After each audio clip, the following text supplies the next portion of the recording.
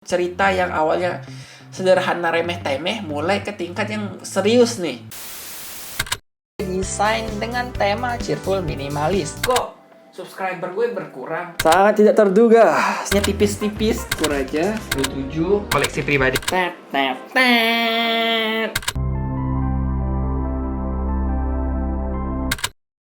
Halo Buku bersama gue Rio. Nah, di video kali ini gue bakal review buku ini, Harcourt Poirot nomor 3, judulnya Poirot Melacak, Poirot Investigate. Ya, ini adalah seri nomor 3 ya Harcourt Poirot yang ditulis oleh Agatha Christie. Novel misteri kriminal, bisa dibilang buku klasik lah milik Agatha Christie. Dan ya kita langsung aja ya.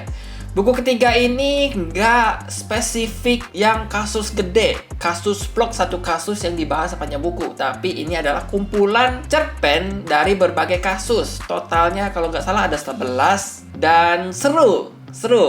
Gue jamin ini kasus seru.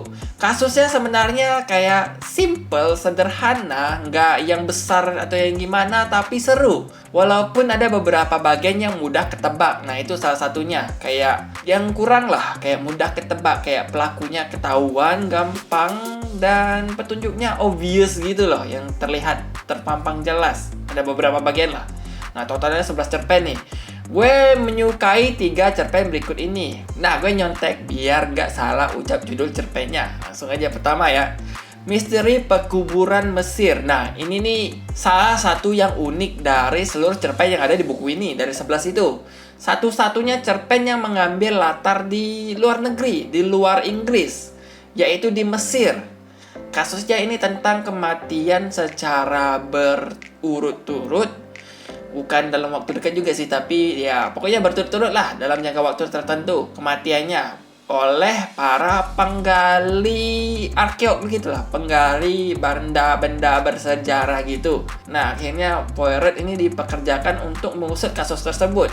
Apakah ini ada karena pembunuhan atau karena kecelakaan atau karena tahyul, yaitu kutukan Mesir. Nah, ini nih yang menarik. Yang menarik perhatian gue itu karena ada unsur kliniknya, unsur supranaturalnya, mempercayai tentang kutukan. Dan itu yang menarik di antara 11 cerpen yang gue baca. Karena yang lainnya itu ya sederhana kayak barang dicuri, orang hilang, dan yang kayak gitulah. Nah, yang ini beda sendiri nih.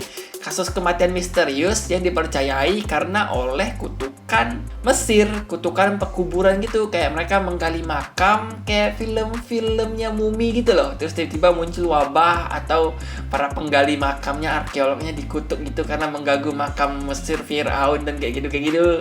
Ini menarik banget, ini seru. Walaupun ada beberapa bagian yang pelakunya terlihat jelas dan petunjuknya dilemparkan kayak gitu aja di beberapa bagian lah. Dan mudah ketebak gitu. Tapi tetap seru karena ada adegan kayak kemunculan makhluk mitologi dari Mesir gitu yang nakut-nakutin di sepanjang cerita. Dan itu gue seneng tuh kayak gitu. Ini karena dia unik, beda sendiri. Nomor 2 itu adalah Perdana Menteri yang diculik. Nah, ini Perdana Menteri di sana lah sedang kayak dalam perjalanan kampanye politik atau kayak dia ingin menghadiri sebuah konferensi atau gimana gitulah.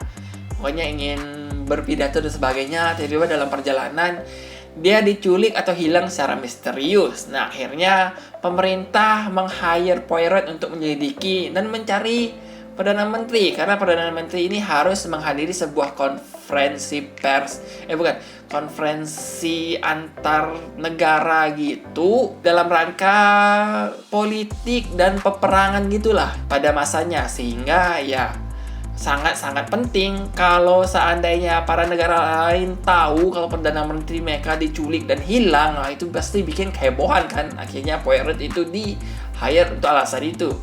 Dan cerita ini cukup unik karena melibatkan spionase. Yang lain itu kayak kasus-kasus penduduk warga biasa, kayak artis terkenal lah, atau tokoh masyarakat di sana, bisnismen, wirausaha, kayak gitu lah. Nah, tapi kalau ini kan, wah, beda sendiri. Tokoh paling utama di negara, Perdana Menteri. Terus ada hubungannya dengan spionase. Wah, mata-mata, penyelinap, yang nyamar. Nah, gitu-gitu. Ini cerpen kedua yang gue suka. Nah, cerpen ketiga itu adalah hilangnya Mr. Davenheim. Yang ini itu beda sendiri karena walaupun punya latar kayak penduduk biasa, tapi dia beda sendiri.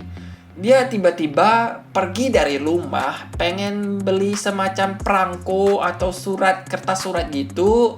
Terus ingin mengirim surat juga ke kantor pos atau telegram gitu. Dan kayak ingin beli ya sembako lah, beberapa bahan untuk di rumah atau kebutuhan gitu lah.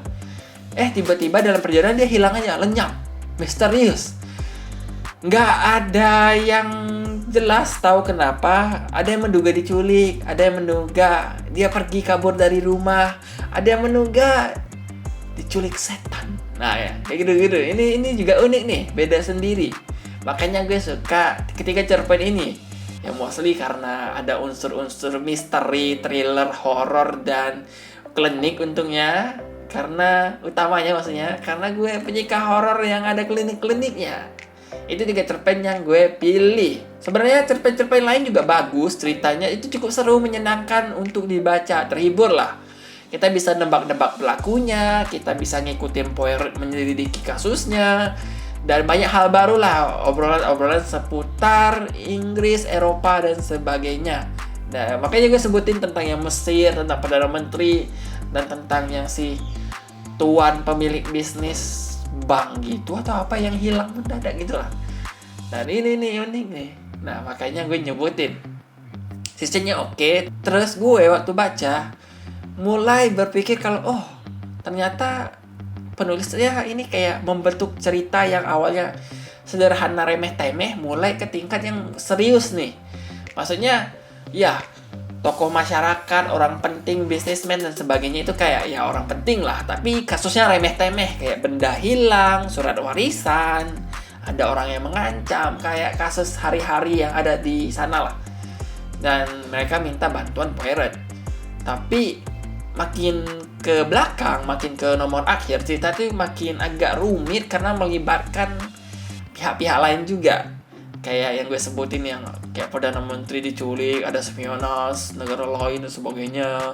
Atau yang misteri pergi ke luar negeri, menyelidiki di negeri orang dan sebagainya. Atau kasus misterius yang dianggap ya aneh dan sebagainya, orang hilang. Nah itu dulu mulai serius dan mulai rumit dari awal-awal hingga ke akhir gitulah. Itu unik sih. Itu ya paling gitu aja review gue. 3 cerpen yang gue suka, terus kelebihan kekurangannya.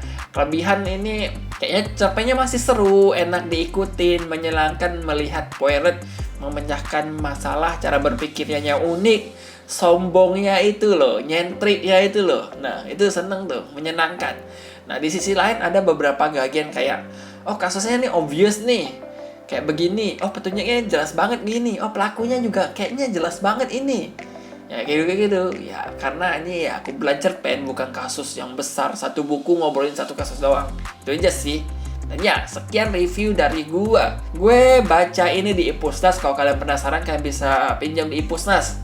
Karena ya baca di sana gratis sih. Dan sampai ketemu di video gue berikutnya deh. Bye.